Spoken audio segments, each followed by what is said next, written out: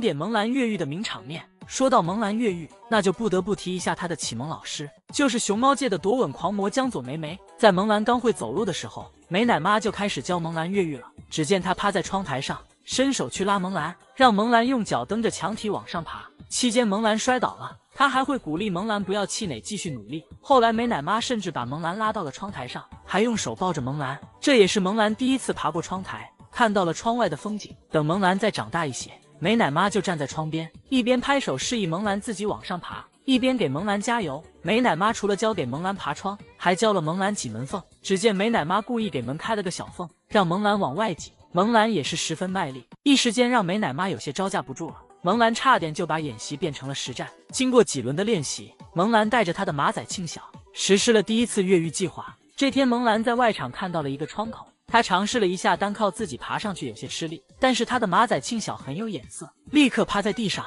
化身三哥的垫脚石。在助力三哥成功爬上窗台之后，反侦查意识很强的庆小又迅速跑到路口放哨。后来萌兰发现这个窗台根本爬不出去，就尝试着下窗台。正当萌兰发愁怎么下来时，懂事的庆小又出现了，趴在地上让三哥骑着自己的脖子下来。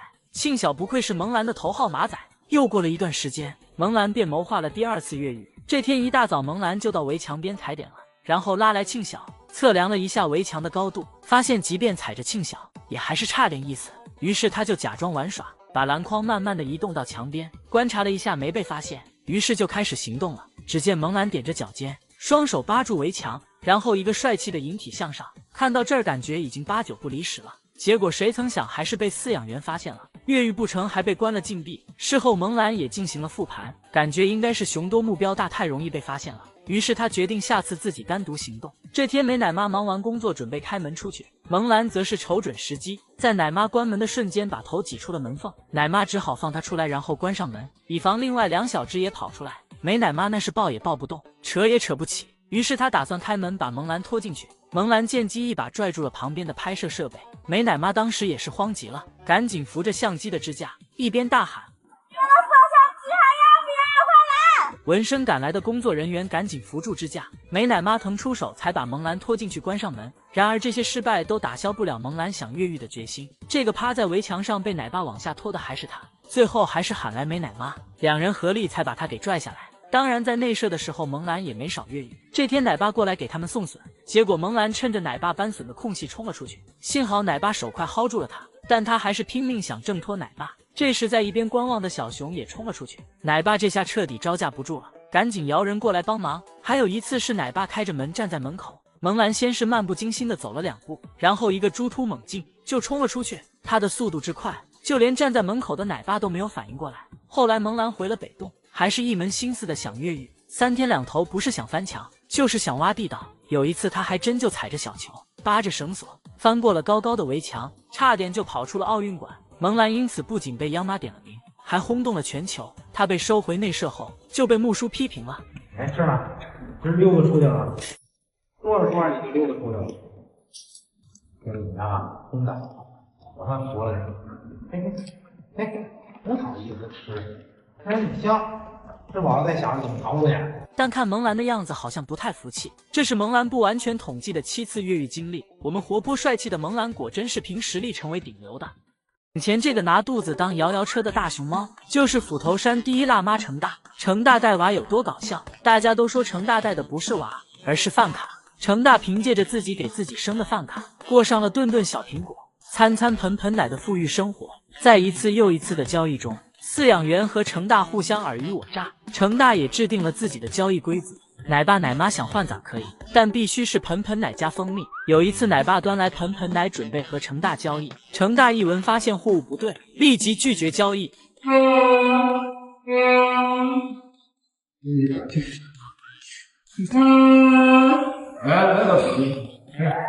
奶爸见程大态度很坚决，没有谈判的可能，只好去加了蜂蜜。程大这次一闻味儿对了，抱娃的手不自主的就松开了，奶爸便轻轻松松拿走了幼崽。还有一次奶妈拿着一个苹果就想换娃，程大自然是不同意，紧紧抱住怀里的幼崽，眼神特别坚定，内心 OS 一个苹果就想打发我。奶妈你这是看错熊了，想换我程大的崽，好歹也得是盆盆奶加蜂蜜。在这次的博弈中，成大再次胜出，谈判失败的奶妈只好拿来盆盆奶进行交易。当然，成大也不是次次都能胜出。有一次，两个奶妈打配合，一个奶妈拿着空盆把成大骗到一边，另一个奶妈趁机偷走幼崽。当成大发现不对时，已然为时已晚，回头一看，娃已经被抱走了。奶妈还对成大进行一波嘲讽。除此之外，成大妈妈带娃偷懒总是被抓包。有一次，宝宝吃奶吃太久，成大有些累了，于是便假装清理自己的小饭桌，趁机偷瞄奶妈在不在。发现奶妈不在后，成大便立即躺下了。结果刚躺下伸了个懒腰，奶妈就回来了。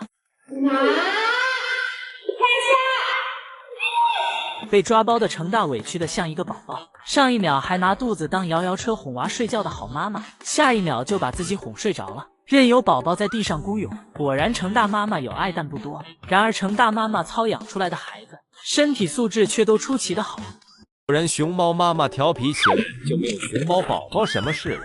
比如如今将近18岁的美少女壮士蒙小六，年轻时不仅把玩过菜刀，做死过蛇，还曾拆过吊桥，甚至把萌兰玩到口吐白沫。即便如今已经快18岁了，每天也要跟玩具打一架，屁股坐在王八壳里拍着吊球，自己哄自己玩。这么来看，蒙小六最多也就是个3岁的宝宝。调皮的蒙小六还会把轮胎套在头上，然后迈着小土豆腿上木架，却怎么也上不去。直到看到蒙小六的玩具也都拴着铁链，就知道妈妈儿的性格铁定是随了妈妈了。萌萌还特别喜欢跟奶爸互动玩水，怪不得萌二也那么喜欢玩水，还和妈妈有同款表情包。但和萌二硬刚不同，萌萌还会躲起来和奶爸打游击战，也不知道他是怎么做到又胖又灵活的。新晋宝妈蕊蕊用心带娃之余，偶尔也会叛逆一下，不仅会抢宝宝玩具玩，见宝宝在树杈上玩得很开心，他就也想尝试一下。可他终究还是忽略了自己的体重，一不小心就摔了下来，把2个小家伙吓得撒腿就跑。但要说玩孩子，还得看虫洞的王女士。小五每天下班都很庆幸地表示又活了一天。小五的玩具都是芒女士先玩，即便是小五自己玩得好好的，芒女士也会冲过来把儿子推下去自己玩，玩嗨了，一不小心差点把小五塞回去。每天和小五打打闹闹就更是家常便饭了。果然，孩子生出来就是用来玩的。这个会单手开法拉利的小熊，就是虫洞太子爷大宝哥。别看大宝哥小时候奶乎乎的，武力值可不一般。小时候因为拳打小姑，手捶妹妹，才刚3岁就喜提单肩。更有传闻称宝资哥一声吼，4喜丸子都要抖3抖。大家可能不知道大宝哥的身份有多尊贵，因为大宝哥的出生结束了虫洞女儿国的历史，也让他的妈妈兰贵妃母凭子贵，从此平步青云，吃饭都得喂到嘴里。据说专职保姆都有3个，但是不知道大宝哥无聊的时候会不会想起当年和妹妹小姑一起排队玩滑滑梯吃果果的画面，是不是会后悔当年没有让一下那2位女同志呢？这个身穿开衫的不正经熊就是2020级的智智，和2020级首中姚苑苑一起被选为熊猫侠的形象代言熊。虽然智智是只长相十分乖巧可爱的小姑娘，却因背心开口过大，被两脚兽戏称为不正经型。而智智的双胞胎妹妹新宝和妈妈郡主一样，拥有完美的蝴蝶结型肩带，而智智则是隔代遗传了爷爷诗诗的肩带，和姑奶成功的肩带也有些像。其实我们的智智的肩带更像是一个大大的拥抱。智智的小姑花花和叶子的肩带也是略微有些开口。虫洞的于可于爱小时候因为正面长得很像，很多粉丝便通过背心形状来区分兄妹俩，于可也因此得了烂背心的外号。可能是于可在二顺妈妈肚子里时背心还没穿好，就被爱姐一脚踹出来了，所以长大后于可才会那么痴迷的咬爱姐的脚吧。而我们无敌可爱又温柔的萌妹飞云则长了一条宽宽的肩带，像极了一字肩的连衣裙，而三太子萌兰的肩带则又整齐又对称。对于福宝的肩带，将爷爷说像是乐宝的手拉着爱宝的手。大家还知道有哪些肩带特别的大熊猫呢？直到看到爱宝为了阻止瑞宝辉宝爬树而倒挂在树上，才明白什么叫做谁带娃谁崩溃。而且随着两个小家伙一天天的长大，逐渐成为了盼大2号和盼大3号。刚开始也就是光君比较调皮，感觉总有使不完的牛劲，小田瑞还是个安安静静的小棉袄。但谁能想到，最先跟艾女士反击的，正是这个整天笑嘻嘻的贴着妈妈的瑞宝呢。看他直接冲上去薅住艾女士的头发，还上嘴咬，都给艾女士整蒙圈了。看他有些许惊愕的表情，像是在表达前2年那熟悉的感觉又回来了。光君自然也不是省油的灯，一边兔子跳挑衅妈妈，一边小嘴嘟嘟囔囔骂不停，把艾宝气的当场就想扇他。一阵嘴炮输出后，光君那是撒腿就跑啊，最后还是被艾女士逮到，来了顿爱的教育，而且光君还得到了福宝姐姐的真传。挑衅完见妈妈要动手，就立刻低头认错，但认错只是战术，因为他下次还敢。现在艾女士一天天的根本打不完，只想躲起来亲近亲近。在内设又再现当年那熟悉的一幕，艾宝生气的趴在地上一动不动，两只小家伙则坐在一边动都不敢动，直到江爷爷说让两小只过去哄哄妈妈，瑞宝才敢慢慢走过去贴在妈妈身上，像在说妈妈别生气，是宝宝错了。当年的福宝是怎么都不会认错的，记得当时爱宝和福宝可能是因为晚上干架，一大早上两熊离得10万8千里，谁也不理谁。当江爷爷问福宝是不是和妈妈吵架，福宝便高高的抬起头，像是在表达反正不是我的错。也不知道瑞宝辉宝再大些会不会合起伙来欺负妈妈，如果那样，我们的小艾女士怕是会彻底笑不出来了吧。本之大一瓶装不下，身处南山竹海熊猫馆的华丽每天都很发愁，面对20-30斤的巨无霸笋笋，表示根本吃不完。每次吃这个巨无霸笋笋，华丽都要手脚并用才能搞定，毕竟这个笋笋要比华丽还高出很多。这么一对比，显得将近300斤的华丽像一只小宝宝一样。奶爸害怕自家宝宝搞不定，还会事先给笋笋划一刀。不仅如此，华丽每天还要早起1个小时去院子里挖笋笋，因为如果挖慢了，自家院子就会被竹子占领。很明显，华丽吃的速度已经跟不上笋笋生长的速度了。每到下雨天，华丽就更愁了，坐在大宝座上，那是眼看着笋笋蹭蹭蹭的往外冒啊。华丽估计也很想让那帮穷亲戚们过来帮他分担下这份烦恼。即便自己家闺女已经胖到屁股分半，小肚子都拖地了，在奶爸眼里，这就是标准大美熊的身材。这是标准的大美熊的肚子啊，没有拖地啊。我们离地下还这么远呢啊！真的是天塌下来都有华丽奶爸的嘴顶着。当看到华丽打野压不断竹子时，奶爸说宝宝还是太瘦了，竹子都压不完了，并表示这下有理由加餐了。于是即便华丽已经11岁了，奶爸还经常提着小桶追着喂。从华丽和奶爸之间的相互信任，便能知道华丽一定是生活在特别有爱的环境里吧。这个跑起来摇头晃脑的小熊，正是如今旅居丹麦的笋妹。笋妹作为2014级小熊中的顶流，在路还走不稳的年纪就可以轻松爬上10多米的小树。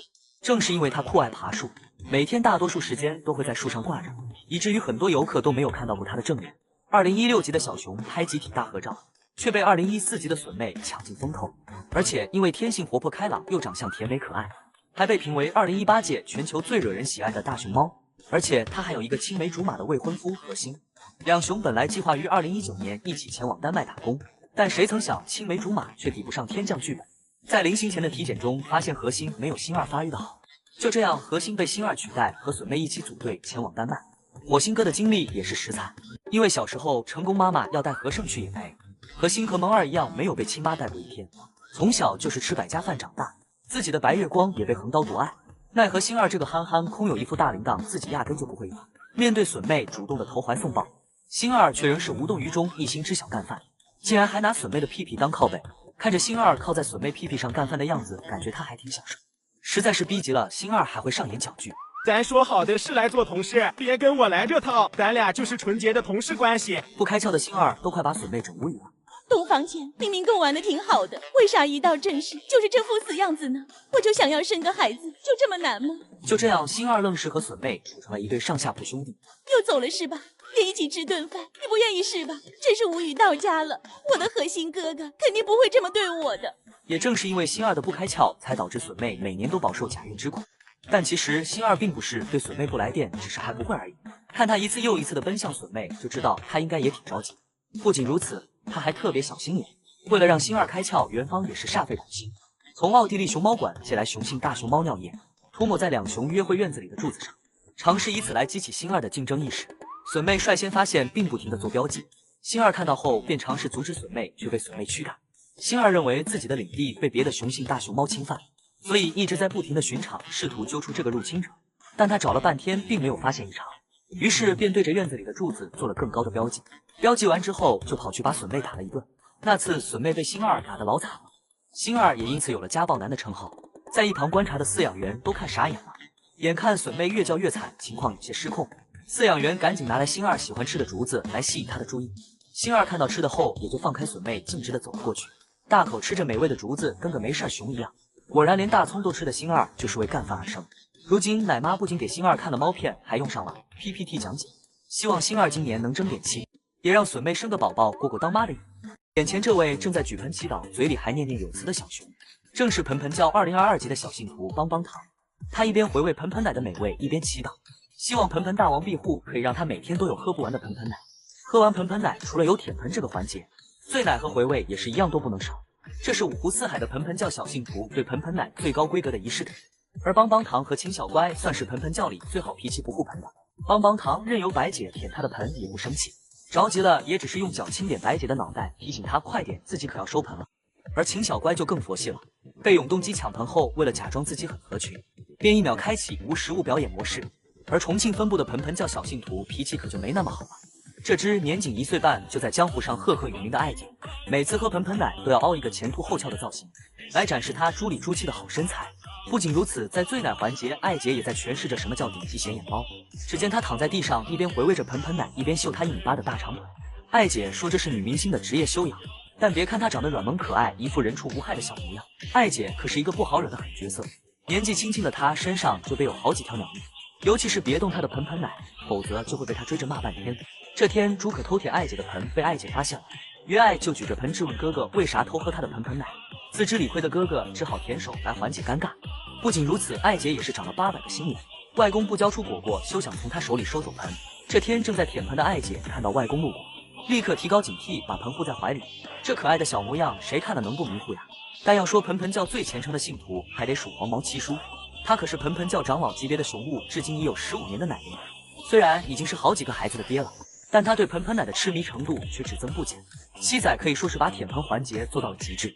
从他认真的模样来看，这不锈钢盆底被舔穿也只是时间问题。但即便盆盆教有如此魔力，也有搞不定的熊，那便是天津的二姑奶奶喜乐。彭奶爸就曾说过，喜乐不但不喝盆盆奶，还很嫌弃。盆奶基本不喝，我给他试过，我给他沏完奶以后，他闻闻他走了，然后我舀起来点奶撒到他手上，然后他闻了一下，不是嫌弃在那甩，就不是公主。你想哪有小熊不喝盆盆奶了？你把盆盆奶搁手上，他闻了闻那甩，不是要毒死你，你尝尝你试试。他叹气，总怕聊聊着害的。喜乐也因此成为盆盆教不能得到的小熊。大家还知道有哪些不喝盆盆奶的小熊吗？如果说瑞宝、辉宝是无缘无故挨打，那么福宝的每一顿打都是凭自己实力挣来的。这天，艾女士本来正躺着享用美味的竹子，却遭到福宝偷袭。做完一切的福宝就迅速把头埋下，进入防御状态，伪装成低头认错的可怜宝宝。而且福宝还是主动攻击型选手，即便每次挑衅完妈妈都少不了一顿胖揍，但倔强的福猪猪字典里绝没有认输2字，势必要和妈妈死磕到底。如果福猪猪看到艾女士胖揍瑞宝、辉宝的场面，肯定会觉得2个妹妹太不争气。你俩倒是一起上啊！姐姐当年可是自己单挑这个臭婆娘的。估计把福宝气的都想亲自教2个妹妹怎么与艾女士抗衡了。虽然2个妹妹和福宝同父同母，但性格差异却很大。福猪猪那是不服就干，属于性格倔强型。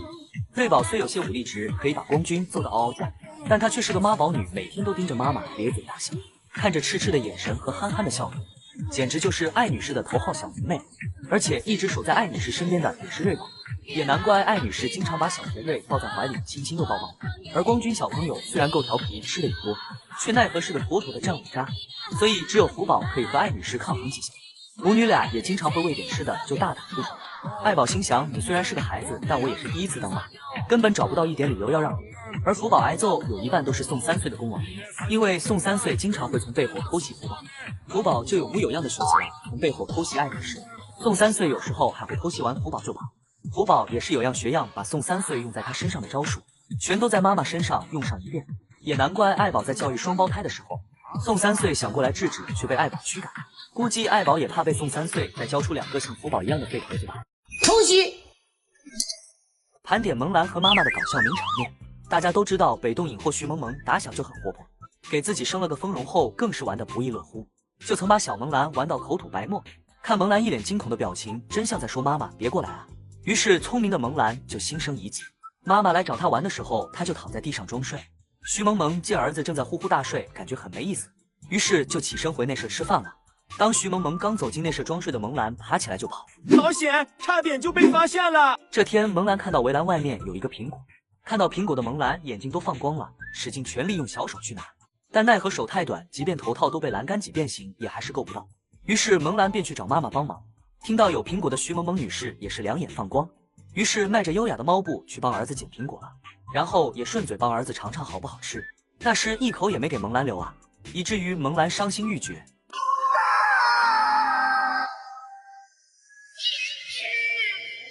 于是他的乖大儿就想着伺机报复。这天萌兰就伙同他的马仔一起准备偷袭妈妈，正在研究怎么征服大树的徐萌萌显然没有任何防备，就这样脚下一滑，摔得眼冒金星。萌兰又趁机给妈妈来了个泰山压顶，缓过劲的徐萌萌肯定少不了对他的乖大儿来一顿爱的教育。结果第二天徐萌萌在树上玩得正开心，而萌兰又悄摸摸的出现了，不顾妈妈的阻拦，非要爬上树去找妈妈。眼看不管怎么劝说萌兰，她都非要往上爬，害怕乖大儿有危险的徐萌萌女士只好下树，结果一个手滑，噌一下就出溜了下去。这架势差点就把萌兰回炉重造了。毕竟徐萌萌女士的大腚可是曾一屁股坐死过一条蛇，这波操作简直与芒女士坐到火山哥头上如出一辙。估计萌兰想说她的妈妈哪里都好，就是有些费命。我们的大萌萌儿从小就不太爱洗澡，但她却有个酷爱洗澡的妈妈。这天徐萌萌看到萌兰黑黢黢的屁股，就想让她的乖大儿好好洗个澡。谁竟知萌兰这个犟头子怎么都不愿意下水，一直挣扎比过年的猪都难啊！最后都给徐萌萌女士整阴谋了，上去就给萌兰一巴掌。眼看妈妈生气了，萌兰赶紧哄她：“妈妈呀，别生气，我给你搓搓背。”只见大萌萌儿一顿乱啃，感觉都快把妈妈啃掉色了，咋看都不像在搓背，倒像是在报新仇和旧怨。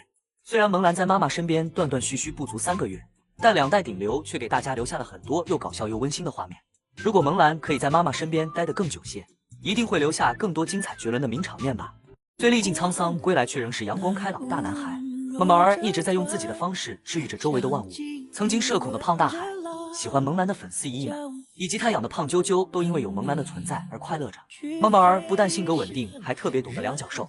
有时候萌兰整活累了，想回内室休息，走到一半听到粉丝失望叹气的声音，他就会再退回来继续营业。萌兰可能知道粉丝们有的是不远千里来看他，不忍心让粉丝失望而归吧。因为每次萌兰表演高空一字马，大家都会欢呼。他知道大家喜欢看，就不厌其烦的一遍又一遍的表演，还经常会跟粉丝们来个近距离贴，有时候还会从玻璃围墙的一边一直贴到另一边，真的是照顾到了每一位粉丝，向大家招着小手，就好像超级巨星的粉丝见面会。暖心的萌兰对奶爸也是事事都有回应。这天奶爸想摸摸萌兰的鼻子，却没够着，萌兰察觉到后就马上贴上去让奶爸摸她。萌兰从小就是非常亲人的小熊精，赢得很多饲养人的喜爱。在早教班时，美奶妈对她爱不释手，每天都是亲亲又抱抱，因此美奶妈也成为粉丝们最羡慕的那个女人。等萌兰到了幼年班，遇到了发姑奶爸。也晓得你60了。哎，长儿。长儿。长儿。宝贝儿。句句都有回应的萌兰，谁能不爱啊？后来萌萌儿患上了慢性骨髓炎，因为是首例且无法彻底根治，萌萌儿经常躲在角落，独自忍受病痛的折磨，还会忍不住用手去挠红肿的下巴。因为太过痛苦，即便发姑奶爸给她端来平时最爱的盆盆奶，萌萌儿也会摇着小手示意奶爸，她太难受，真的喝不下。懂事的萌萌儿真的太让人心疼了。幸好这时庆晓一直守护在萌兰的身边，一直用舌头舔舐着三哥红肿的下巴，他在用他自己的方式缓解三哥的痛苦，这就是他们之间最真挚的情谊吧。天使般的萌萌儿就应该有天使守护着，后来病愈后的萌兰也被接回了北京，可能因为一直被爱着，所以萌兰也特别善良。这天有一只流浪猫闯入了他的院子，萌兰则在内舍透过玻璃围墙一直静静地看着对方。徐老爷担心流浪猫身上会携带病菌，就立刻抓捕并进行消毒。看着这一切的萌兰开始变得焦躁不安。徐老爷也知道萌儿生性善良，忙完手里的活，特地给萌兰看了一下小猫，告诉萌兰并没有伤害小猫咪，让她别担心。这么有爱心又宠粉又阳光又帅气的萌兰，谁能不爱啊？果然谁养的熊孩子就像谁。众所周知，7载有800个新颜子，每天眼睛滴溜溜转，很难不怀疑他的活动量80%都在眼睛上，经常摆出一副总有刁民想害朕的表情，还会疑神疑鬼的竖起耳朵听两脚兽们说话，怕不是怀疑两脚兽会在他最爱的盆盆奶里下毒吧？但当看到奶爸趴在门洞上偷瞄7载时，才明白谁养的孩子就像谁，这是不分物种。而青岛的袁晓长得凶神恶煞，像身上背有几条熊命的黑老大，而他的奶爸也是人高马大，一身腱子肉。奶爸平时端盆喂饭都能走出大佬出街的既视感，和袁晓走的这2步简直像极了。也难怪袁晓吃个笋都能吃出一种莫名的压迫感。但奶爸说，虽然袁晓长得是凶了点，性格却特别温顺，战斗力更是可以忽略不计，是一枚妥妥的青岛小甜豆。看硬汉奶爸在520当天给袁晓用花瓣摆的爱心，就能明白父子俩都是表面硬汉，内心却很柔软。只是袁晓在青岛待久了，难免沾染一些山东硬汉的气质，而于爱和李奶妈待久了，不但长得越来越像奶妈，就连动作也越来越像了。这天，李奶妈端着盆盆奶，却怎么也叫不回可爱兄妹，看着气鼓鼓又嘴里不停碎碎念的样子，是不是像极了爱姐拎着盆质问哥哥为什么偷喝她的盆盆奶？同框对比下，这母女俩简直一模一样。不得不说，爱姐多少是有些模仿天赋在身上的。而花花和谭爷爷生活了2年多后，这爷孙俩也是越来越像了。花花和谭爷爷站着的时候很像，坐下来小手搭在膝盖上的样子更像，就连大喊摇人的时候都很像。有网友把花花的耳朵劈掉后再对比，简直就是一模一样了。而且花花的脾气也像谭爷爷一样倔强，经常是花花想要让爷爷抱回去，而爷爷非要花花自己走回去，一人一熊就这么僵持着，被网友笑称弹棉花组合变成弹崩了组合。而林妍奶爸奶妈在他上班前会把玩具推出来，因为玩具太多，为了赶时间就一把推一个。林妍看到后觉得这也未免太酷，随即就把手边的小粉象推进沟里，随后发现只要没拴绳的玩具都会被林妍推进沟里。林妍屁股一扭一扭的推车卖货也是跟奶爸学的，看奶爸推小粉桶时是不是和林妍一模一样，只是不知林妍把直播间跳风镜的电臀舞是不是也跟奶爸学的。家人们笑不活了，顶流花叶组合竟然把幼年园干倒闭了。之前因花花在幼年园留级了2次，经常被姨姨们嘲笑，没想到基地为了挽回台柱子的颜面，竟直接原地把幼年园更名为6号别墅，很难不怀疑是花花在上春晚前连夜找基地领导谈了话，奶凶的声称再不给他解决升学问题，就要用手里的大笋笋打爆基地领导的脑袋。但花宝鸡各项指标都不达标，基地又不能违反原则，干脆1不做2不休，直接取消幼年园。花宝鸡直接凭实力把幼儿园干倒闭了。基地总是趁着谭爷爷出差的时候闷声干大事，上次出差一趟北京回来时，孙子变成了孙女，这次从北京回来，干脆工作单位都要变了。而这波看似毕业，实则原地踏步走的操作，可把粉丝姨姨们乐坏了。有网友调侃说，原地踏步走的意思是熊留下幼儿园走，还有网友笑称，这不就是原地专升本了吗？老师还是原来的老师，同学也还是原来的同学，只不过是把学校名字改了。就是这帮看热闹的姨姨们不要笑那么大声哦。难道我们日入过亿的顶流女明星就不要面子了吗？大家都知道花花从小就是个短胖炸毛的3角饭团，3岁的花花除了比1岁时黑了几个度外，被调侃说2年也就长了一个肚脐眼，如果再不毕业就能赶上和3狗4狗同班了，说不定到时候还是要被无情的夺笋，再度沦为3狗4狗的包笋机器猫吧。要知道早前谭爷爷为了能让花花尽快毕业，像个保姆一样对花花又是训练又是加餐，可无奈花花只加宽不长高，爷孙俩努力了2年，花花最终变成了超低底盘的轿跑。这也是为什么粉丝们对花花的称呼从一开始的小果赖逐渐演变成花宝鸡、地缸花猪八花，简直要把花花气得跳起来打粉丝姨姨们的膝盖。而叶甜甜留级的原因就更让人啼笑皆非了，因被两脚兽误认性别做了3年的弟弟，身高体重等各项指标也都是按男熊的标准衡量，以至于荷叶一直体重不达标，只能和姐姐一起留级。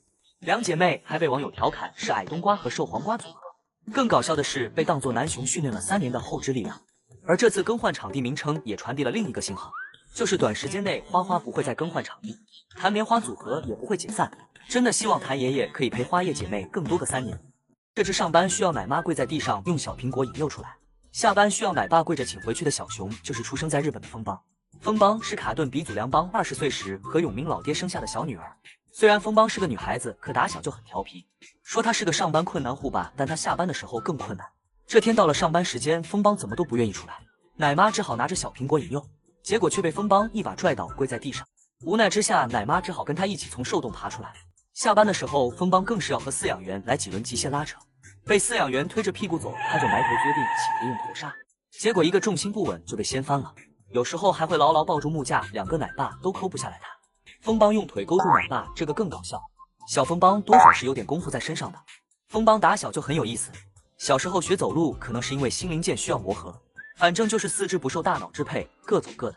就这样也不知道摔了多少次，走了半天又好像没走，反正还是在原地。经过小风邦的努力，最后竟学会了青蛙跳。小风邦还经常偷妈妈的小零食。这天小风邦在梁邦妈妈身边忙忙碌碌寻宝子，找了半天，终于在竹堆里找到了妈妈的胡萝卜。谁竟想被梁邦妈妈发现了，小风邦撒腿就跑，这熟练的动作一看就是惯犯了，留下梁邦妈妈还有点蒙圈，不知道发生了什么。而小风邦在这边得意的吃着妈妈的胡萝卜。随着风邦的长大，变得越来越肥妈，园方担心梁邦妈妈年龄大了吃不消，就分开母女让风邦练习独立。但结果梁邦妈妈一直趴在玻璃墙上看着风邦，不停地发出悲伤的汽笛声，像是在哭泣。而风邦这个坏小孩跟没事熊一样自顾自地吃着竹子。梁邦妈妈看到自己的心头肉这样对待他，伤心地转过头去。结果第二天母女二熊一起出外场，又打得火热，梁邦妈妈一把就把风邦推醒。随即梁邦妈妈还决定放大招，用氢团炸弹攻击闺女。这对活宝母女真的不要太搞笑。